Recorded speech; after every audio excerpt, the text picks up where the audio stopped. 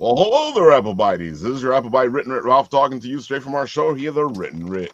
A show where you and you get geeky, have fun, get creative, and all the beautiful stuff happens.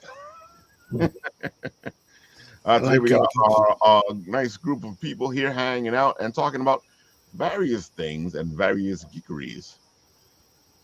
Paul, are you still arrested from Garden State Comic Fest? I'm sorry, 1 second. I'm geeking out right now, Ralph. John, I had that clock on your wall. That was like the best Batman clock ever, man. I had that clock. I don't know what happened to it, but man, I love that clock so much. And yeah, it doesn't work anymore. It doesn't work anymore. It just stopped working, but I didn't want to get rid of it. It doesn't matter, man. That was like the coolest clock. I think it was like a Dick Giordano Batman or whatever. It was so good. Yeah. And I can't remember what happened, but I got that as a kid, and I kept it for like 25 years, and then I don't know where it went. Yeah, I don't remember. That. It's such a great clock. I don't remember where I got it from, but I've had it for probably about 20 years now. Sorry, I digress. I'm sorry, Raphael. We're getting back to it. We're getting serious now. Not get much more nerdy than clocking. Exactly. That's what I'm saying. We're already doing what we're supposed to be doing. We're messing with the geekery. Mm-hmm.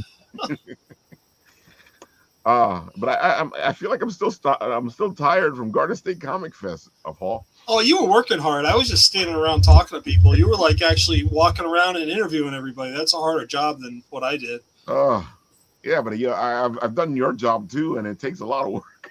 It was a blast. I think we had a great time. I mean, we had a good turnout. I think being where Kevin Eastman was on Saturday especially was good for us because a lot of people walking by the booth, and it was awesome. I mean, we have a system set up where we're capturing email addresses from visitors to the booth. We have a contest that we offer, and we call it our Summer Bucket of Fun. And basically, it's a pail and shovel, but it has a book, either Amelia Earhart, Pioneer of the Sky, or Benjamin Banneker and his clock, and they get to choose which book they want.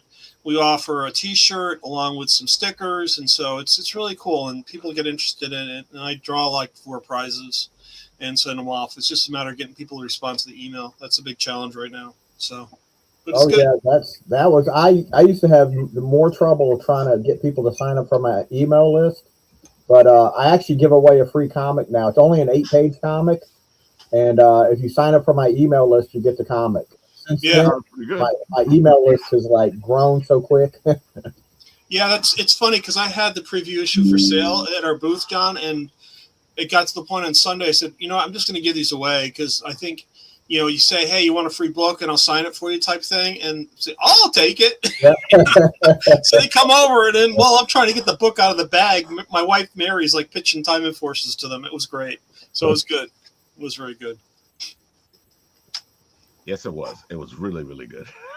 Yeah, it's always fun dressing up in cosplay. I mean, we go in character for these things. If I'm not exhibiting, then I even go when I attend, and people always confuse me for Doc Brown or Albert Einstein or what's the other one? Rick from Rick and Morty. I get it all, so it's pretty funny. You're the. Have you gotten Dr. Wiley yet? No, I haven't gotten Dr. Wiley yet. No, I'm waiting for more people to come out of the woodworks in terms of describing who I am. So. I want to get to the point saying, hey, are you C.T. Howgins from Time Force? Yes, I am. There we go. Now we can talk it. Now I know I made a convert. I'm going to guess also that what they think you are depends on the day of the con. On the last day, you probably look like Rick Sanchez the most. That's true. That's so true, yeah. That's very true. Yeah, I figured. That makes so much sense. I didn't even think about that, but you're right. I thought the best con though was it wasn't Cradle Con, it was the other one we did, Ralph, on Long Island at Hofstra. What one was that? That was Eternal. Yeah. And I was downstairs and I was walking around and this guy dressed up as Doc Brown from the future. Doc Brown and Back to the Future, so like episode 3. So he's like in the with the hair with the glasses and like the long trench coat. I said, dude, I got to get a picture with you. So he pulls me over. It's like, but I'm not Doc Brown. I said, I don't care. This is awesome. It was so funny. Doc. was so funny. Oh yeah, it was a lot of fun. I love the fact that it was air conditioned and cold in there. Oh yeah, it was great. I Oh, mean, having a con in a hockey rink is probably one of the best things. I don't know, man. There was one of the cons I was at. They put my table directly underneath the industrial air conditioning unit. oh, Oh, Okay, so we went back out to the car to get jackets, and my kids spent the entire con under my table because they were so cold that they were trying to like prevent the wind from getting to them. So yeah. Once you're under one of those vents, you know what it is that you're under the vent, so you don't get a chance to warm up. yeah, never, except for when you're away from the table. Exactly. And that means that you have to leave, warm up outside, and then come back in. But then you're directly under the vent. And it's 'Cause like I've 20 been degrees directly below under the zero vent. outside too. So Oh man, folks, if you get a chance to go to Garden State Comic Fest, I think they got Vineland in November 13 and 14. I think 12 or 13. 12 or 13. yep, Go check it out. It's a lot of fun. it was a blast. I mean, I like exhibiting at the cons. It's great meeting all the people, and it's funny. Mary says this too. It's like people I think have this like tunnel vision when they walk through these things. I think they're thinking Marvel, DC, Marvel, DC. Yes, they are. And so if we hook them in, and we tell them our product, it's like, wow, eyes light up. It's great. It's like, then I think that, overall is like, hopefully they do the same thing for the indie guys too, because, Ralph is such a great promoter of all indie creators, and what he does in terms of, bringing this community to light. It's amazing. I mean, I walk over there now and I know half the guys are tabling. It's so cool, and it's like, it's one, it's great meeting these people, but two, it's like the talent that they share is just incredible. And I think, really having people understand that, take a chance at indie, check it out. It's definitely worth the while because, these are really creative individuals that are doing great stuff, and it's worth looking at, so. Yes, folks. Make sure to, I know you love your DC and Marvel, but come on, there's some great indie comics out there. Yeah, how many Wolverines and Deadpools can you have, really? Come on. It's like, come on. Enough already. And I gotta say, this in particular, and I might be partial because I have my own teddy bear. I love what you're doing with this, and it as much as it feels like a teddy bear story, it doesn't feel like it, and you've done a great job at that. It's not the typical "hey, your toy comes alive" kind of concept. It definitely shows some different aspects of it, and like just now in the issue that we just released, the one that we're doing this Kickstarter for. You see the teddy bear moving around doing all this stuff in the first issue, and he is pretty much a victim in the second one, and then in the third one she manages to find him again. So we're coming full circle on that part of the story, and then kind of getting deeper into her fears and deeper into the wonder and some of the more beautiful aspects of the dream world. So I'm excited to show those. And I'm super excited because that was 39 a couple of hours ago. So that means we're at 40. And you know what my favorite part about 40 is? And on 40, a milestone where my sister said she would do a live poetry reading. So that means she's going to be doing a live poetry reading for all the backers and whatnot. So I'm excited. Last time I did a live reading for one of the books, and it was hard because I was still under recovery. So that means she's got to do it this time. It's fair shake, and I am excited to see that. Oh my god, I love when you guys do all this stuff in the Kickstarters themselves, because I feel like it engages the audience to continue to pay attention to it. Well, it does. And a lot of the activities for milestones and things like that, that's what it is. It's supposed to keep engagement with the audience and make it a little more fun. There's my sister. She's going to do that live read poem. I got to now. I got to call her and set that up. As a matter of fact, and then if we reach 45, I am going to be reading issue number 2 live. Oh, cool. Which has got its own challenges for me, but I welcome it. The recovery has been nice to me. I don't feel like I'm speaking funny anymore. And we do have some stuff coming up. I'm putting up 2 different live reads, and then on the 75th, I'm going to be including the Nod mini prints. And hopefully I get to the point where I need a few bit more. That's always a great thing when you got to add more to it. I still love this cover. And as we were talking about the story, I like the flip of the story, because usually it's all about the toys doing whatever they're doing. You rarely ever see where the child has to do something, you know? Well, it is, but also growing up in the time period I grew up in, and all the movies and all the animations and things like that, you're starting to see it a little bit, but I grew up on watching things like Never Ending Story. Yeah. And let's see here, things like Legend and other, different fantasies, Flight of the Navigator, where part of it was about the journey the kid was on, and where they went from, the victim to how they found their strength. That was a big motivation in writing the story, because at the time, and I've since tested it, I am very, very aware of my mortality, and I wanted to make sure that there was certain messages and understandings for my kids to have. And as I was doing it, and I was fine tuning the story, that's where, Kira's like, hey, you know what, maybe this will help other people besides just your kids. And so we're always polishing it, and we're trying to, like, she one of the things she does professionally is she's with a social assistance program not too far from here, and she helps families get back on their feet and deal with trauma and a bunch of other things. And it's one of the things that she uses to help explain that.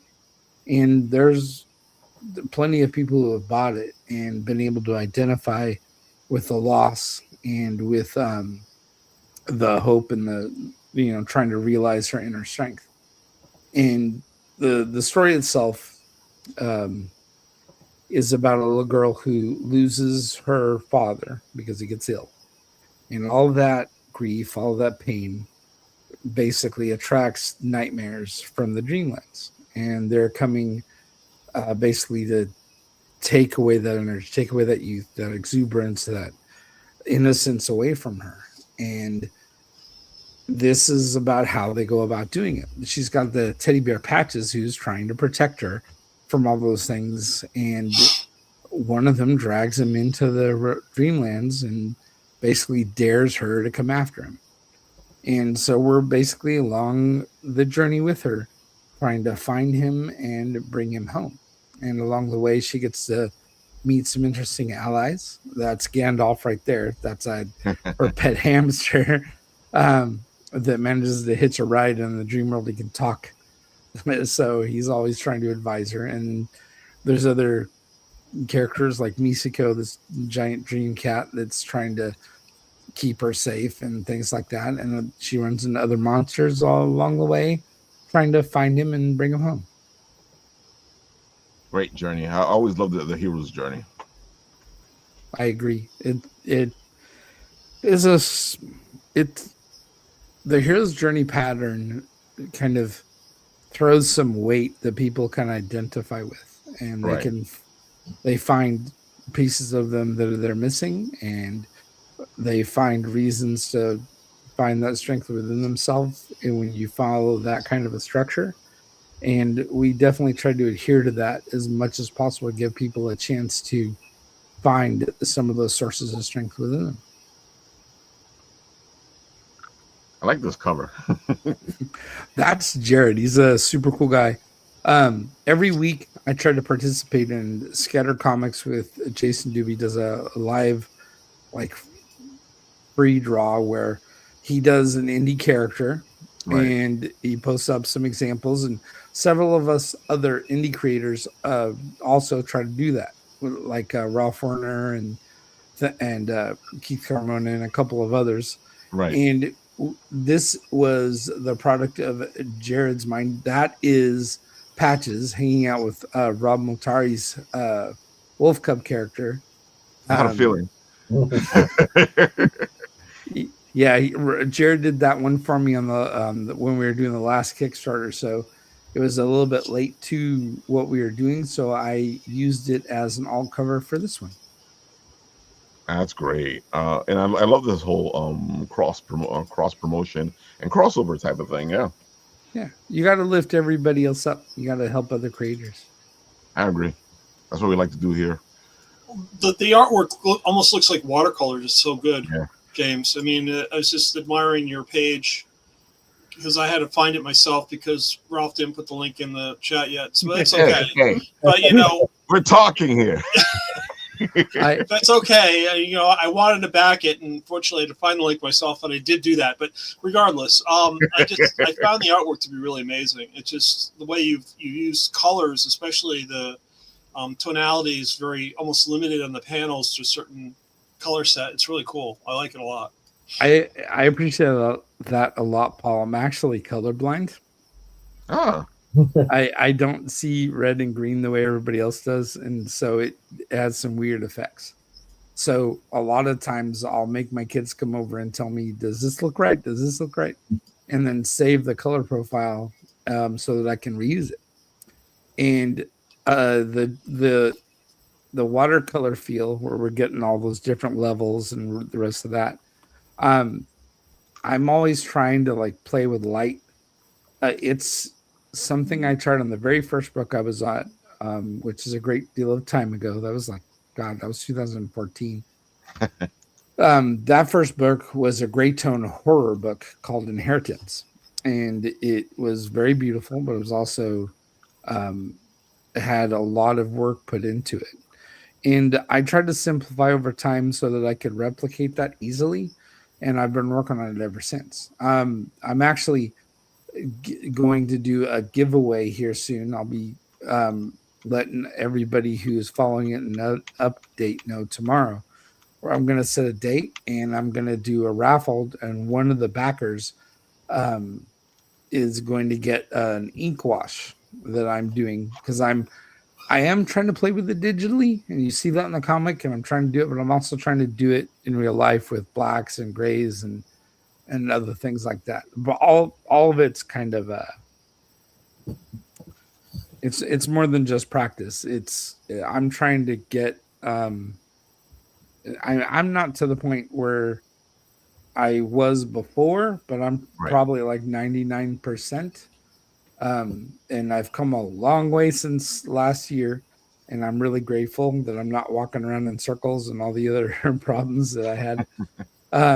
But doing that and practicing my fine motor skills and things like that, and not giving up on it is how you get there. So I'll be working on that, and I'm actually shocked that the stuff came out near my level from before.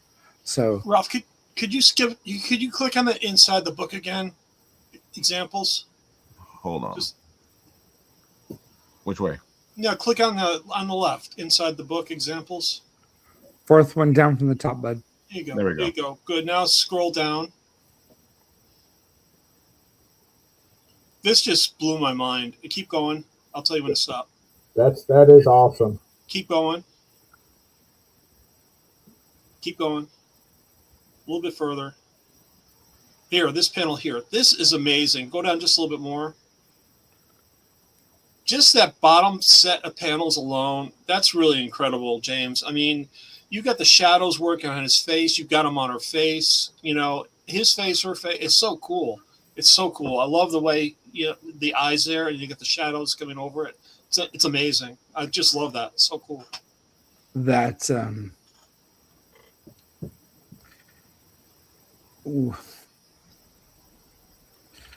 when I got sick the first time when I had to fight the cancer, I spent a lot of time stuck in the hospital room with just myself and the machine that was sending chemo into me.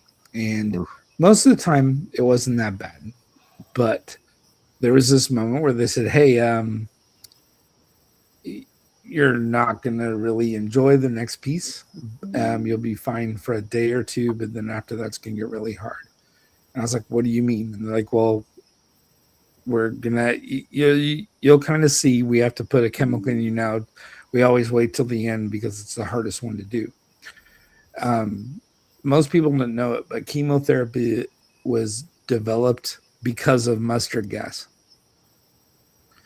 And most of the chemicals are the chemicals that they've used to treat people that they've learned about, and they're the same ones that were killing people in World War One, and all the different versions of it and whatnot. But I basically that light, that green light, and those shadows, and the rest of it, they were meant to try to duplicate that moment in the hospital, because the father in the storyline is not going to make it out of the hospital, and I was trying to duplicate the feeling of the scene where I really did live through it, and I didn't know whether I was going to get out of there or not. So I tried to visually represent those moments when I was just in there and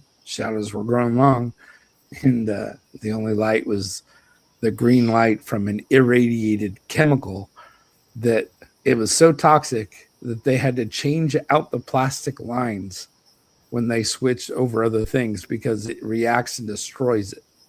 Wow, and they have to keep it in glass bottles, not plastic, because it eats through it all. Wow. So it's meant to kind of duplicate that moment. God bless you, man. I'm glad you came through it. Really okay. That's had to be horrible.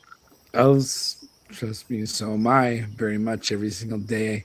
That's kind of what the key was to getting through all the other stuff that's happened. Most people have side effects. I haven't really had that many. But when some of them cropped up last year and messed me up, it was a lot easier because I had a lot of family support like I did last time. And I also had the knowledge that I survived that. So I got to survive at least one more time. And I had people like my wife, who is awesome and supportive, and my kids and my friends and my sister, all trying to, help me through it. And that scene has kind of meant that. And so I wanted to make sure that those gray tones felt that lonely, but the green light was there and sickly. And I did all kinds of visual tricks on that. Like if you look at the background, it's not white. It's got this very subtle green tint just to make it feel weird. So yeah, I did all kinds of things so that the scene is unsettling, yet attracts your eye on purpose. It has that nightmare feel to it, but at the same time, there are moments where it just feels very dreamlike. I'm really happy you said that. A lot of work went into try to keep that dreamy feeling, and a lot of people have described it as surreal or dreamlike. Yeah, and I'm glad that it kept that feeling, because that is not easy to pull off. No, it's not. It's a difficult thing. I'm trying to keep it there. Hey, you're doing a good job, brother. But thank you, Paul. No, you're welcome. I mean, it's beautiful. I really want to see you get this funded, James. It looks amazing. Thank you. Yeah, it looks I think I'm going to have to go to Kickstarter and back it because it looks really good. Oh, it's fantastic, folks. I already have issue 1 and 2. I'm looking forward to issue 3. Well, I signed up for all 3 tiers. I wanted all 3 of them, so I'm looking forward to it. Yeah. That's exciting. And there's going to be a total of 6 issues in the end. We're in the middle where things escalate, and and we've got the script written for the fourth and most of the fifth, and we're in the middle of writing the sixth, and art's already begun on the next issue. So making progress. That is really good because not many people can say what you just said. We've seen enough projects here where they get stalled. That's one thing I'm fortunate. It does take me a little bit longer to put the books out, but because I'm doing all the artwork, the person who's stalling out is me. I gotta say, you say it takes you a while, but you were here with us a year ago doing the second Kickstarter, and here you are a year later doing the third Kickstarter. I feel like that's pretty good. And I appreciate that too, but dang it, I should be on the fourth or fifth. and it drives me crazy. Like a couple of people have told me that, but it's hard to give yourself credit when you just look at what you wanted to do and what you haven't. And celebrate that win. Like, James, you had a stroke. Be nice to yourself. Exactly. I can't. I should have 2 more books done. Let's go to the videotape and show off your video. Here we go.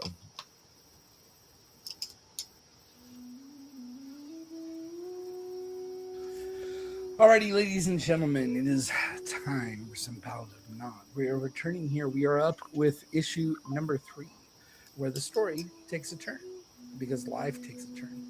In our story, Faye has managed to go from the place where she is the scared little girl. She is the person and creature filled with fear that has attracted all these nightmares from the dream world. The only thing protecting her was Patches, and he's been drug into the darkness. But now is the moment we've all been waiting for. Now is the moment where she finds Patches. She gets to face the demon that took the one thing that she felt safe with. But you want to know what? She's got friends with her, and they get involved. And you know what?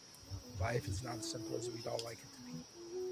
Now, everybody who has had the courage to go ahead and back us before, please go ahead and take a look at the following video and do so. And everybody else who hasn't done it before, take a moment to look at the videos that comes up.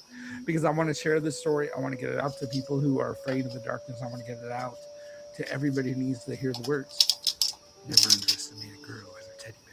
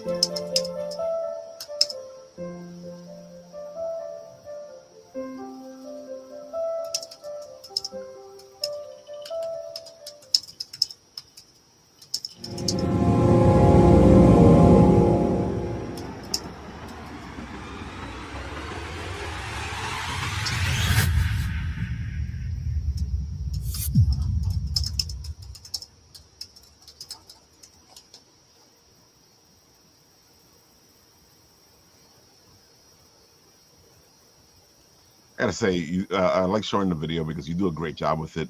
Each piece of music feels like it moves into the next piece of music. When you're speaking, the music you have behind you, it feels very spiritual, very in with what you're saying. And then the music that comes with the video itself, it all seems to work together to give you this feeling. And again, it goes with that weird dreamlike feeling that you're working with for your book, and you finish watching it and you kind of feel like, what was that, but in a good way.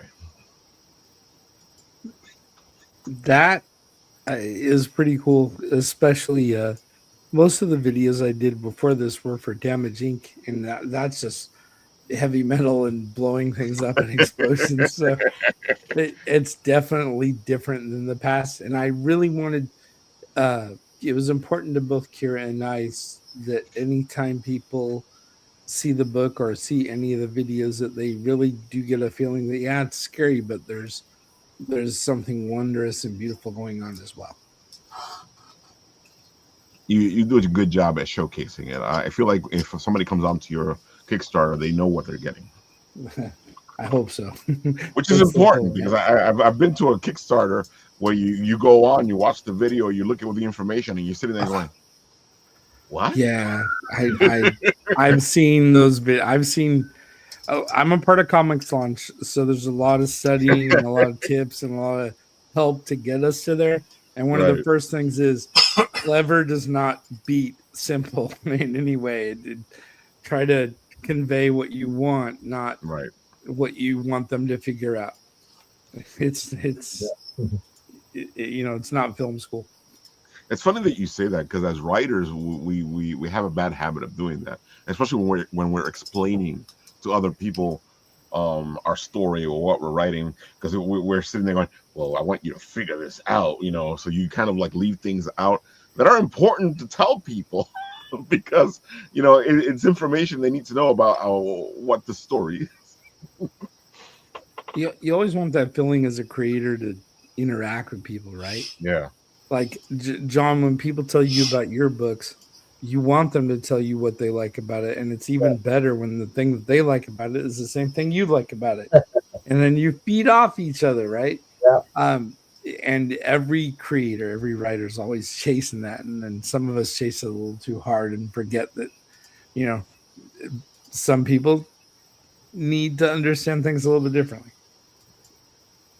I agree. Yeah, and it's just the way it is. And John, that's a great segue into your what you're doing. So why don't you tell the people what it is that you got going while I show it off on the side? I have a Fund My Comic on a different crowdfunding site. It's the Diebold Comics Digital Library. I've got, I think, 16 single issues up there right now and 3 trades. So, yeah, I just printed just got back from the printer one of my newest comic, and I think I'm up to 26 comics that I've published so far. Ooh. So now some of those are reprints of stuff that back in the 90s, or actually the 80s, when the black and white boom started, I was publishing through like Innovation and Fantagraphics and Caliber and Kitchen Sink, and some of that old work I've taken and repackaged and put out. So, but about half of it's old and half of it's new stuff, I think. So I think I put about 16 issues up there. The single issues are $5 and the trades are $10. It's all digital. There's no print. I wanted to see how just a digital crowdfunder went, because I've noticed in a lot of crowdfunding now, a good percentage of the campaign is digital. So I thought, this gives me an easy way to get a lot of my product out there, a lot of my books out there in one big swoop, instead of trying to do a Kickstarter for every book or whatever. I gotta say that $50 for all these books. Yeah. Wow. Yeah. I figured it up. It comes to about $1.85, I think, per comic. So you can't get even a digital comic here, it's going to be hard to find for $1.85. So, I agree. And, I've got some, like just looking at just A Girl and Her Dog. Tony Isabella, who worked for Marvel and DC, he created Black Lightning for DC Comics. Right. When A Girl and Her Dog came out, he said that was one of the best comics of the year. He really loved that book. So, that's a real, it's just a slice of life between, it's just showcasing the relationship between the girl and her dog and, throughout their life. Akimi, which I have up there, is one of my newer, we just did that this year, and we've got a second issue out too. So we've got 2 issues of it so far. Alma is What If Buffy Was a 72-year-old grandmother. Buffy, I'm a big Buffy fan, and I'm really bad at trying to come up with log lines for, you know, my comics when I create them. You know, it's hard for me to just distill everything into 1 or 2 sentences. But Alma is the best one I've ever come up with. You know, what if Buffy was a 72-year-old grandmother? Because when I tell people that at conventions, even the people that have never watched Buffy know who Buffy is. Yeah. I think I had one person in all the years that I've been doing this tell me they didn't know who Buffy was. But, you know, Buffy's become almost an iconic character now. So, you know, people know who she is, even if they haven't read it, you know, or watched it before. And Alma's probably one of my most personal books because it's inspired by Buffy, of course, and my mom. My mom's name was Alma, and the original version of it was a 24-page comic. This version of it is 48 pages. Because the 24-page comic I actually got published or printed and out before my mom passed. But not long after that book came out, my mom passed a couple years ago. So I went back and expanded Alma. It was 24 pages of comic. I added 8 more pages of comic story to it. But then I also added recipes for my mom. My mom was writing a diary about her life. I put some pages of that in there. You know, I put just a remembrance by me of my mom. So it's become a very personal book. So, you know, it's got, you know, a lot of my mom and Buffy mixed in. And Alma was my mom's name. You know, when I created the character, I was trying to think of a name that to me was, you know, would be a strong character. And, you know, as far as my mom was concerned, there was nobody stronger. My mom was like, up until her 80s, she was still out there mowing the yard and things like that. So she, you know, she didn't slow down until she got sick. And then it hit her pretty quick. So I don't think she was really sick for more than a couple years. So she stayed, you know, pretty strong up until the very end. But I've got like Death World is an adaptation of that's one of the trades. That's based it's an adaptation of Harry Harrison's Death World novels or his first novel. That's one of the books from back in the black and white days. That originally was published by Malibu Comics. And, I thought it looked familiar. Yeah, it's been around for a while. So I took it and just put it in a trade. So you know, it turned out really pretty well. The artist on that is Marcel Campos, and from what I understand, this was some of his earliest work. He's from Brazil. He changed his name, I think, to Mark Campos, and was a pretty big artist for Marvel for a little while back. So Marie Laveau, the book down towards the bottom there, is a book that I give away free at conventions if you sign up for my email list. It's only a little 8-page, like it's a little 8-page ghost story feature Marie Laveau. But especially down where I live in Louisiana, Marie Laveau is, you know, voodoo is a very big subject. So definitely. Yeah, a lot of people, I have a banner made for it that I put on my table, and people will see the banner and just run over to my table just to say, "Oh, well, I want this book." You know, I don't care. I gotta say, as soon as I was looking at it, that's the first thing that stood out to me was the Marie Laveau. Yeah, Joe Bushkin is sometimes I have to kind of explain depending on people, especially younger people. But Joe Bushkin is based on if you know who Hunter S. Thompson is, the writer, wrote for Rolling Stone for a long time, created Gonzo journalism, made a couple. I think Johnny Depp played him in one of. That's exactly what I was thinking about. What you were talking about, Johnny Depp in the movie. Yeah, real. Yeah, so Joe Bushkin is what if Hunter S. Thompson moved to Florida, became a Republican, and retired. So it's not a serious book. So dude, just that explanation tells me it's not a serious book. Yeah. So one of the things I write in a lot of different genres. You know, I've got horror up there. I've got science fiction. I can see. I've got comedy, like Joe Bushkin. So I guess I get bored easy. You know, so I start writing different things. I've got a book on there called Snapshots. It's 64 pages, I think, and it was a collection of short stories that I wrote when I first started writing comics, like stories that had appeared in Kitchen Sink's Death Rattle and other magazines. Right. There's 5 stories in there that were drawn by Sam Keith. When Sam first started breaking in, him and I were working together on a lot of stuff.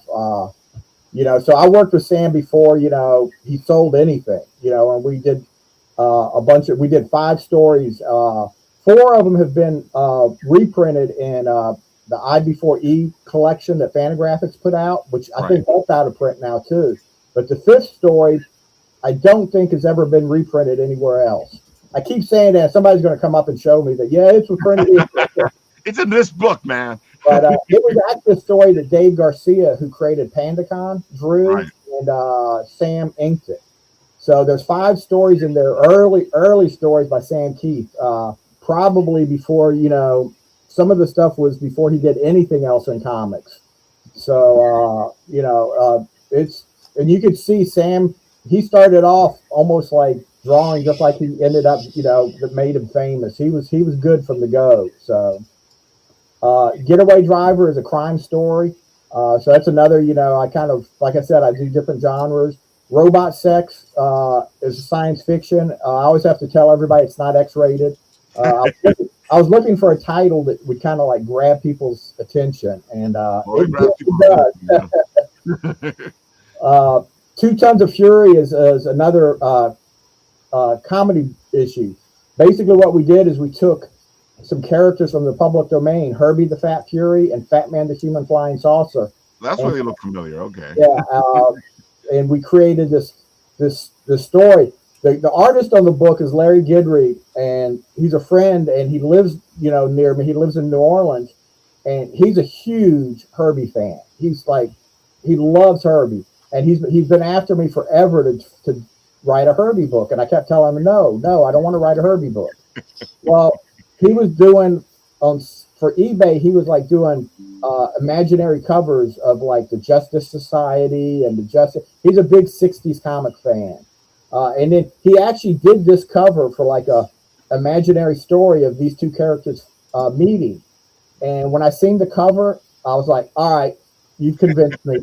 I'll write the book. I just, something about that cover just drew me. I was like, I'll write the book. I gotta say, the cover does draw you in. Oh yeah, and the book is as absurd and hilarious and ridiculous as characters with those 2 names. We use other public domain characters. We bring in a character called Billy Bounce, who actually was from like the early 1900s. He was a comic strip. He was created by the artist that did the original illustrations for the first edition of Wizard of Oz. Whoa. Yeah, so nobody knows who Billy Bounce. I don't know how I discovered Billy Bounce. Somehow I came across him, and I was like, oh, he's got to be in there. We use a Captain Marvel in there that very few people remember. He's not a Marvel Captain Marvel, and he's not a DC Captain Marvel. I don't remember what publisher it was. He's an android that he yells split, and his body comes apart. Whoa. So so the book is definitely not to be taken serious, but I had a lot of fun writing it, and we've actually did another issue with Ben Dunn from Antarctica Press. Right.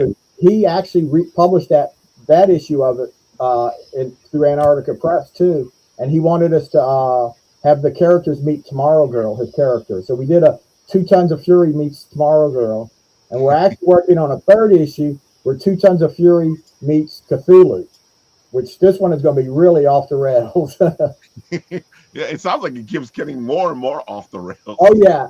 That's the fun part about writing it. It's just like, there's nothing that I can't throw in there that just isn't going to, that doesn't work, It's so good to see though, because I feel like these type of comics, like I feel like the audience today doesn't, it's not serious enough.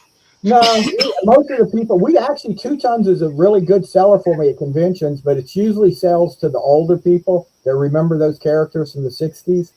But we created a comic to look like a comic. We did like the go-go checkers, like, old DC comics. And if you've seen the pages in it, we had the colorist actually color the pages where it looked like an old comic pages. They were kind of like yellowed and everything. Yeah. So we wanted it to like, if you open it up to think, well, this might have been a comic. I just didn't. Exactly.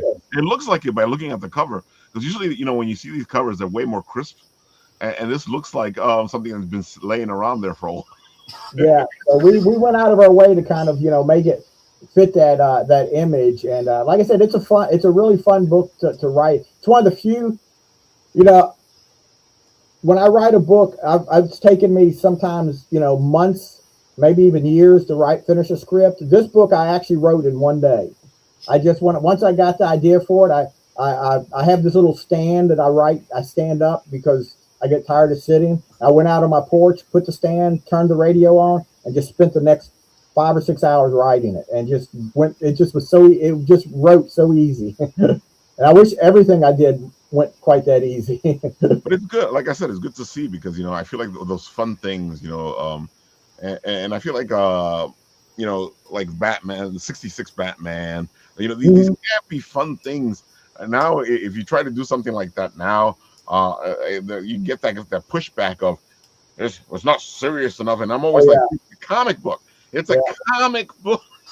Well, yeah. Well, I mean, there's a place, for serious comics, and there's a place for comedy comics. The problem is the serious and the dark has basically overtaken comic. That's why I don't even, I really not a big fan of Batman because they've taken him and made him so serious that, But I mean, I write some of my books are very serious, and but I also want to write the funnies in there too. One of my biggest inspirations is Steve Gerber, who created Howard the Duck. Oh yeah. And his, when you read one of his stories, it could be the most serious story in the world, but there was always going to be some type of comedic relief or some absurdity in it that Yep. And almost everything I write has that. Like Alma, which is a very serious book. It's basically a horror book, but one of the main characters in it is Tyrone, who's a 3-foot talking garden gnome. I gotta say that when you're doing the books that are darker and things like that, you have to find the moments where you can have some whimsy in them. Yeah. And you guys are right. Whimsy is missing in a lot of books today. So trying to find that, even if it's visual or if it's, people should realize that, it's not always a life or death in every single story. And it's not always life or death in real life. And everybody should take the time to try to find some whimsy. Yeah. And it would be boring to write something that was all dark and there was nothing in it that, brought a smile to your face. Well, it really bothers me when they try to make Howard the Duck serious. So, I'm sorry, man. Yeah, I'm sorry. I haven't been able to read any Howard except for Steve's. I've tried, and none of it turns out right. Because Howard was, a reflection of Steve Gerber. I mean, he put so much of himself into it that. Wow, this looks fantastic. I like the fact that you put it all together. And dude, where else can you, for $50, where else can you get so many books? Yeah, and the good thing is everything is 100% finished. You don't have to wait for anything to get printed after the campaign's over, and you don't have to wait for it to get shipped. Basically, as quick as I can write up the emails and push buttons, you'll get the books. Dude, you have so many books on there that it's basically a giant anthology. Exactly. This looks interesting. Yeah, I've written 3 little books like that about writing comics. I have one on there called Alma the Script, which is basically the script for Alma. Because one of the things I get asked a lot is, how do you write a script? What does a script look like? Yeah, I get that question a lot. Yeah, and basically I put the script in there, and I write everything longhand first. I don't type it up or anything. I write everything longhand. Then I take that and kind of edit as I go and type it up. So in that book, you see the longhand version where I wrote it, and because when I write longhand too, it gets messy because I'll scratch stuff out, or I'll think I have like 4 panels, and I'll go, oh no, wait a minute, this panel needs to, and I'll draw a line. I mean, but it's a work in progress, and so I did that. And this creating comics is just about where I get the ideas, what I do with some of the ideas after I get it, like just basically going from the idea to the finished version of it. So, because people are always asking, where do you get your ideas, or how do you get your ideas, and things like that. I always say, getting the idea is the easy part. Ideas are a dime a dozen. It's what you do with the idea once you get it. That is true. It's crafting it. It's making it. It's putting it together. Yeah. You see, that's the problem. I get too many ideas. That's why I have so many books. Sometimes I wonder if I should have went like from just one issue. Like if I just created Alma, I could be a issue 26 or 27 of Alma right now instead of 26 different versions of books. I've said that before, but I find that after a certain point, I'm like, I don't feel like writing this anymore. Yeah. So I get you, because there's points where I'll sit there and go, oh, I could have kept writing this. I'm like, no, you wouldn't have. You would have stopped. Well, now, one of the newest things we did was the Kimi, which, like I said, I've got 2 issues of it already printed. We're going to do 4 issues of that, and then collect it in a trade, and then hopefully we'll go back and do like another story arc. But that one, I plan to finish 4 issues. So. Well, let's go to the videotape and see what you got over here, because it looks interesting.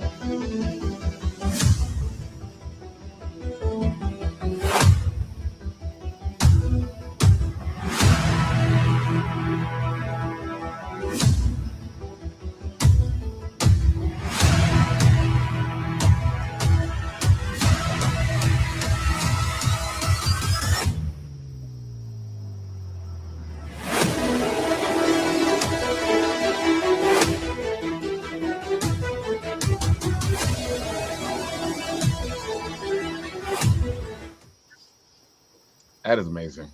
Watching it all like that even makes it more amazing. And it I like the fact that it's a simple video, but it kind of gives you all the information you need. Here's all the stuff. This is what's there. Go check it out. My skill set does not include making videos and stuff very well, so it was going to be something simple. You did a great job, dude. I'm telling you, we've seen videos here that you after you watch it, you're like, what? See, your video makes sense. Oh my God. Yeah, but you have had some career, man. That's a lot of stuff. Yeah, I've written a few things. I just we just did we've got a new book. I'm not going to do another Fund My Comic, but my next project will be a Kickstarter. And it's we've got the first issue of the story. It's vampires versus zombies, and that's coming. It's probably gonna be about 2 months before we get to it because. Oh, okay, I'm like, wait a minute, that sounds familiar, and it sounds familiar because you sent me the stuff and I saw it.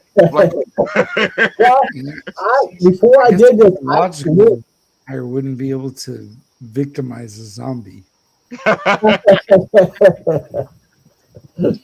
I saw you got something good there. It's actually like a Halloween episode, Ralph. Yeah, it's definitely a Halloween episode. Even if it's too early for Halloween, John, he'll do like a Halloween in September. So just let him know.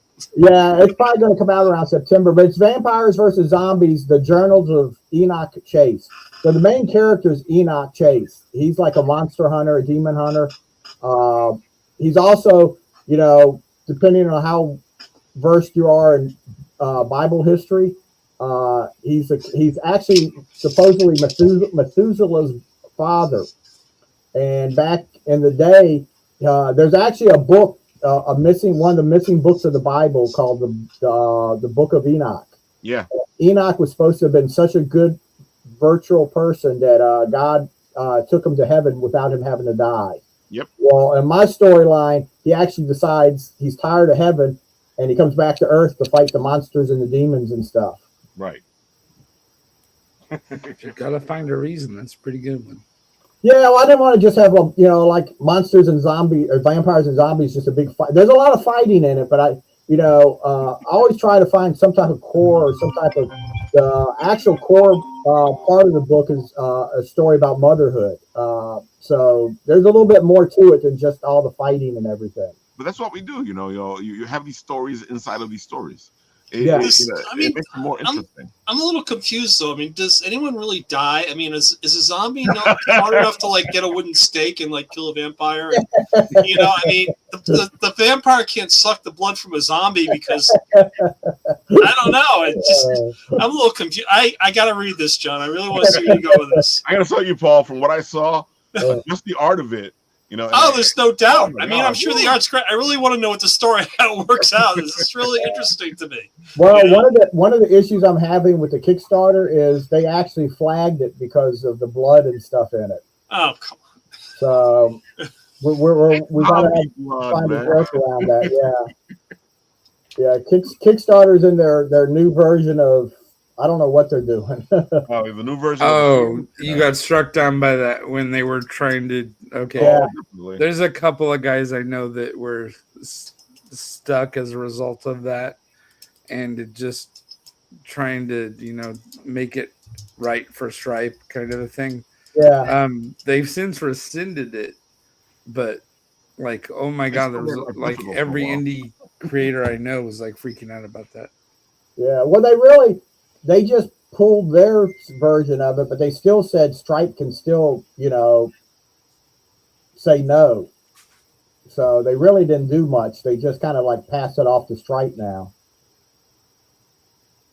Yeah, that's what they were doing. They're like, it's Stripe's fault. It's them. Yeah. They don't want it.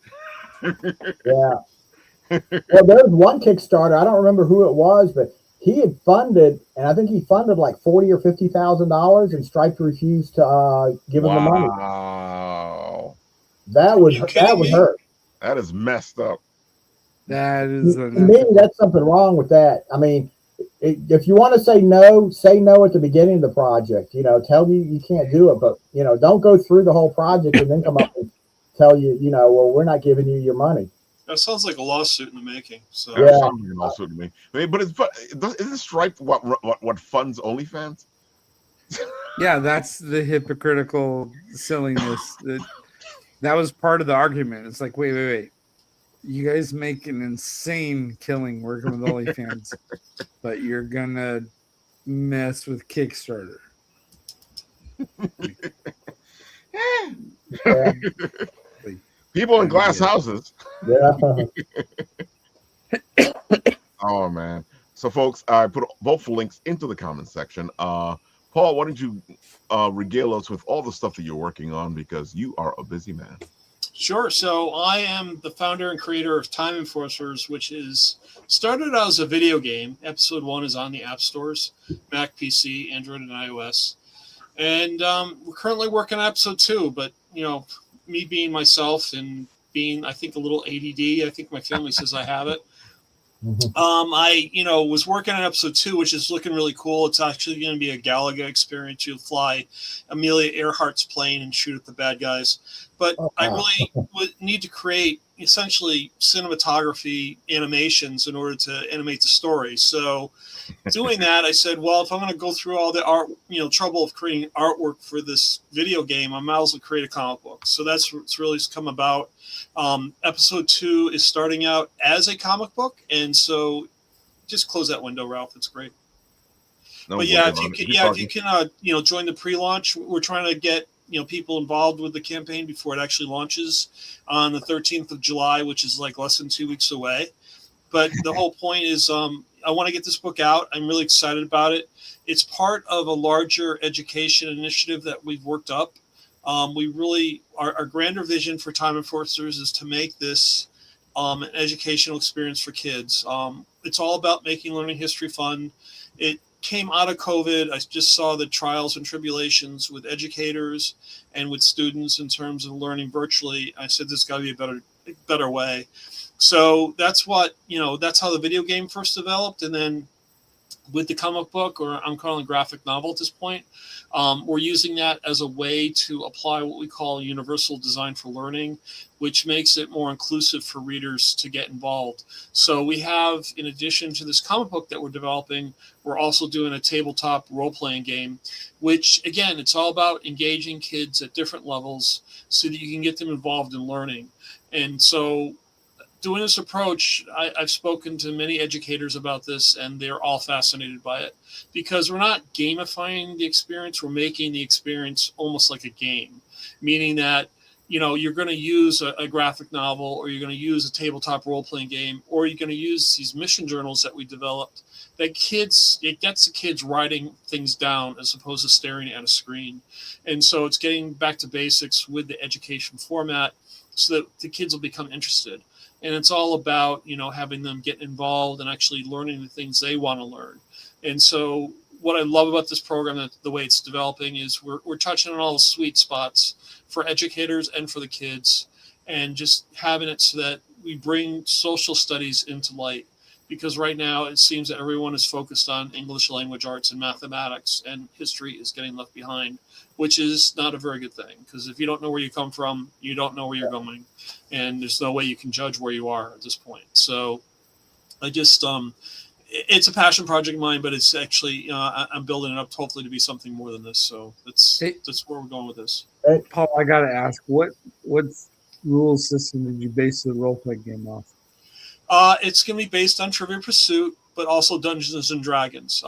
One thing, I played a lot of role-playing games, and I really want to make this an easy way to learn and play really quickly.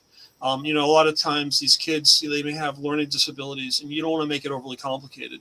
So basically, you'll have the history learning through the trivia aspect, but then we also introduce the whole role-playing aspect where you actually have to come up with scenarios to get yourself out of a situation.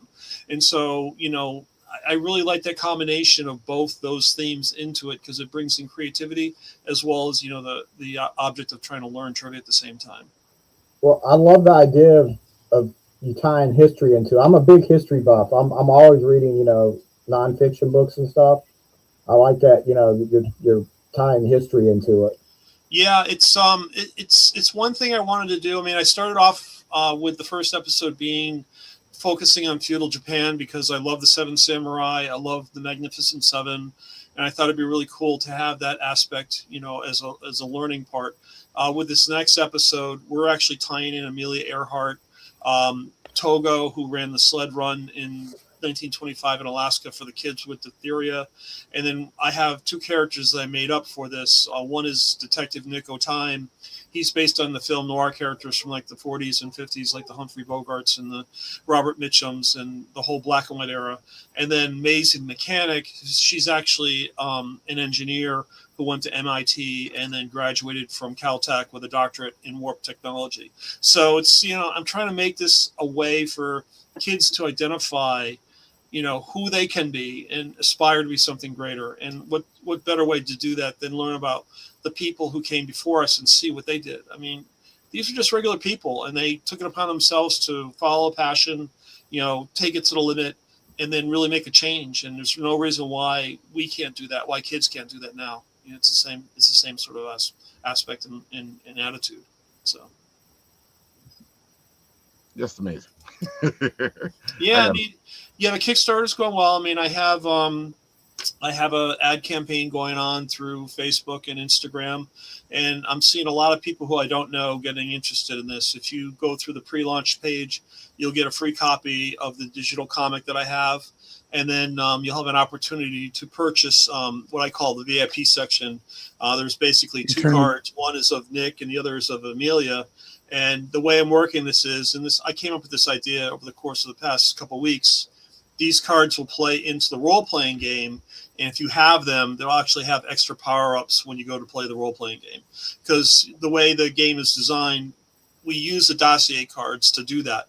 And so the dossier cards contain all the information about the character, like all their critical vitals, and then talks about them in terms of their place in history. So not only do you have like these cards detailing who the characters are, but the kids actually learn about who they are by just looking at the cards. And so if you do get the cards in advance, They're only offered during the pre-launch. Once the pre-launch ends, the cards are gone, and then you'll be able to play the game with more powerful cards once you get into it. So we'll be offering another set of cards once the campaign launches. So I'm going to develop 2 additional cards for the campaign.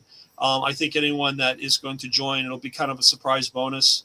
If you do join the campaign, you'll get the cards automatically. We're going to have stretch goals involved. So as we hit certain campaign tiers, we'll be unlocking more stuff, which is going to be pretty cool. And then, that is going to include, I think at this point, I got a surprise at Garden State Comic Fest on Saturday. Keith Williams did a piece of art for one of the variant covers, and it's of Nick O'Time. It's amazing. He did this version of Nick with what I call the gumshoe debilitator. So it's a magnifying glass that spits out blobs of bubble gum at the enemies and freezes them in their track. And it was awesome. And I loved it. They said, turn the print over. I turned it over, and there's this portrait of Nick that he did. And he said, I'm not charging for this. I said, what? I said, this is amazing. I said, can I make this a variant cover? He said, of course. So I think what I'm going to do is take that version of Nick and offer that as a stretch goal. And anyone that contributes to the campaign and we make that goal, they'll get that automatic variant cover with no charge. So the way I look at this, I want to make this successful. I really want people to get involved. So the tiers will be, pretty straightforward. If you get a physical copy of any of the editions, like a variant cover, you're going to get a physical copy of the generic cover. And then you also get a digital copy. And then there's a sheet of stickers we're offering as well. I really, looking at Kickstarter campaigns, I always hem and haw because a lot of times the tiers are just, I'll buy the variant, but I really want the regular copy too. And I have to make a choice and spend more money. Yeah. My feeling is you spend the money once and you get everything. And I think it's really a way to reward people. It's like, I really want to get the word out, and I really want to hopefully get some traction into this and get people interested and really hooked on it. And that's really the ultimate goal. So. And just to show you how talented our friend in here is, here we go. Los Angeles, the city of angels, 1947. The war is over, but the streets still feel like they're fighting somewhere. Something sinister. The air's thick with the whiffs from Pan's 24, all-you-can-eat blue plate special, hot asphalt and bad intentions. Neon signs buzz and flicker, casting purple and green halos into the puddles. Ripples that shift the wrong way, like the streets casting reflections of someone or something that should not belong here. That's where you'll find me, Nick O'Time, detective, time enforcer, and the guy they call when history's about to get itself into a knot. Some folks say I'm as tough as a $2 steak, and they're not wrong. But I've got a soft spot for the ones who are saving, the lost souls, the underdogs, the ones who never got their fair shake. I've chased crooks down back alleys, across oceans, and through centuries, and I've learned one thing. Time's got teeth. Bite the wrong way, and it'll chew you up quick and spit you right back out. But me, I keep my rules close, my friends closer, and my watch wound tight. Because in this city, and in this job, if you're not watching the clock, you're already out of time. So I had Humphrey Bogart in the back of my mind when I did that. I said, who better to voice character this than Raphael? So it's just so I cool. love noir characters. Yeah, it's so cool. Oh my God. It So was so much fun. Kind of good, dude. I gotta say, it's if you're not having fun, there's just, because I feel like I've seen a lot of people in this where they stress themselves the hell out, and you're like, dude, are you not having fun? And they've turned it into something else. And I understand that sometimes you want to make money or whatever you're doing, but you have to do it because you're passionate about it. Yeah. There was one creator that spoke to one of the groups that I'm in where he basically summarized it by saying, hey, you got to treat this like a casino. And everybody's like, what are you talking about? This is our life's dream. We're not treating it like a casino. What are you talking about? The gambling, the risk? He's like, no. You don't go in there with the attitude that you are gambling your life away. You go in there and gamble what you can put out on the table and just That's how you enjoy it. The people who go up to the poker table and go, okay, I got $20 left to my name. Let's go ahead and turn it into something. Those are the ones that have a horrible experience. Yeah. But the people who try to make the best of it and gamble it and invest in a way that it's still fun. They don't charge $10,000 onto their credit card, things like that. They're the ones that still have the joy of the creation of the act. So it's hard to keep that in mind, but you're right. It is. It's definitely I find hard. The less serious I take this, the better I am, and the more fun that I have. I mean, it's like it's a comic book when you're all said and done. If you can't have fun doing it and then convey that funness in the book itself, then I don't know. I mean, then I should be writing a novel then instead of a comic book, So I completely agree. So James, one more time, tell them where they can find you so they can go check you out. I can be found at angrybrainartworks.com. My comic, The Ballad of Nod, is currently on Kickstarter, and you can also find me at James Burton II. There you have it, folks. And of course, I put the link for the Kickstarter there in the comments section. You want this book, folks. I can tell you from reading issue 1 and 2, great story, very to the heart, and great lessons, and very heartwarming. So go check it out. And thank you, Raf. No problem. And you, John, tell them where they can find you. You can find me on my. I have a Substack, which is right underneath my name. I also have a Fund My Comic. It's not on Kickstarter. It's on Fund My Comics. It can use some help. It's not doing all that great. Fund My Comics is not Kickstarter, so I don't think as many people get their eyes on it. But check it out. Like I said, I think, like you mentioned, I think, for the everything bundle, you can't get a better deal. $50 for, 16 comics plus 3 trades. Yeah. And plus 2 books about writing comics. So it's a lot of stuff you can get for $50. And you'll get it as quick as the campaign ends. There's no shipping, there's no printing, everything's already done. All I gotta do is push some buttons and send some emails. It's one of those times where you as soon as it funds and as soon as it's ready to go, it's ready to go. Yes, exactly. Yeah. I just want to do an experiment with just a digital version of everything instead of my next Kickstarter will be a print and digital. I'm not going to just do digital because I love holding a comic book in my hand. I love the printed versions of it. But also I have a Kindle. I have a lot of books on Kindle too. It's sometimes it's easier to read when I'm carrying my Kindle around. But I also have a whole lot of books. It's just I'll never give up a printed version of a book. Dude, my favorite thing is reading a comic. It's always been reading a comic. Yeah, I mean, I think page turning is a big deal, in terms of the experience. That's what I'm finding out in creating this. It's just like, okay, it's great that I have this page ending here, but is it the right way to do it? And I'll actually add content or take content away to make it, a better experience. So it's kind of cool. It's interesting. I've never done this before, and having been a comic book reader all my life, I said, this is really hard sometimes. Yeah, there's a lot goes into that pacing to make sure your eyes go the right way and how it ends the right way. It's not like I've worked with writers who do not know how to do it, and it is very difficult to teach. Now, the whole eye flow thing and the page turn thing, and every artist has to consider both of them with every single page. To get you to keep turning. Yep. Yeah. I agree with that, James. Totally. Yeah, and it's funny because as writers, we have a little bit to say about that because we help the flow happen, and then you get yourself a good artist, and they help the flow even more, and then you work as a team, and you make sure that flow is happening, and that's what's important when somebody's reading that book. So, folks, we have something else over here that I'm going to show off to you guys. Oh, this is alpaca sows. Cool. Oh, yeah, dude. We have the fruit cows.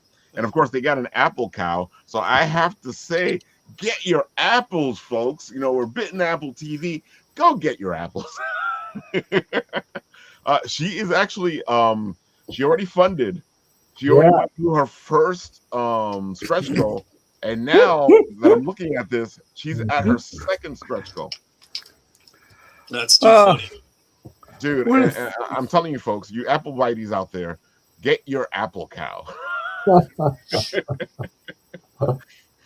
This is just a great. We love Alpaca Suze.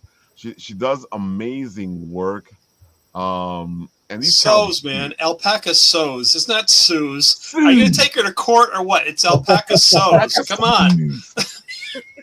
Jesus Christ. Sorry, I just swore. I swore a long time ago. Look how far we got on the show. And finally, a fruit cow is what made it go over the end there. They're cute as a button, folks. She hits the convention, so you can see her at the conventions. But you want to get in on this. These guys are just cute as a button, and of course our pals from Ember Glow and the Kids Table have this amazing starter D&D type package here. Where if this is your first time being a DM, this is the guide for you. And if you have players at your table that is their first time, this is the guide for you. If you want to teach your kids how to play D&D, this is the guide for you. Folks, I'm going to play the video and let it speak for itself. Here we go. Step into the kingdom of Abalian and begin your family's first great Dungeons & Dragons adventure. Become great heroes, explore forgotten ruins, uncover ancient mysteries, meet strange and lovable creatures, and battle fearsome monsters. Secrets of Enderil is a learn-as-you-go RPG created for parents, kids, and curious first-time players who want to create a shared storytelling experience. The adventure unfolds naturally as you play, with only a few pages of reading to get you started. Even new players and game masters can easily focus on roleplay, curiosity, and exploration, instead of getting lost in endless rules. We'll introduce you to core game mechanics organically through the adventure itself, so you never lose your immersion in the story. Your players will take on exciting challenges and learn about making meaningful choices with real stakes. We've carefully balanced this with a fail-forward style of play that rewards creativity instead of punishing mistakes or unlucky rolls. And by the time your first adventure comes to an end, it feels like the beginning of many more stories still waiting to be told. Together. Gather your party. Your story starts now. The Adventure Guide. Secrets of Enderil.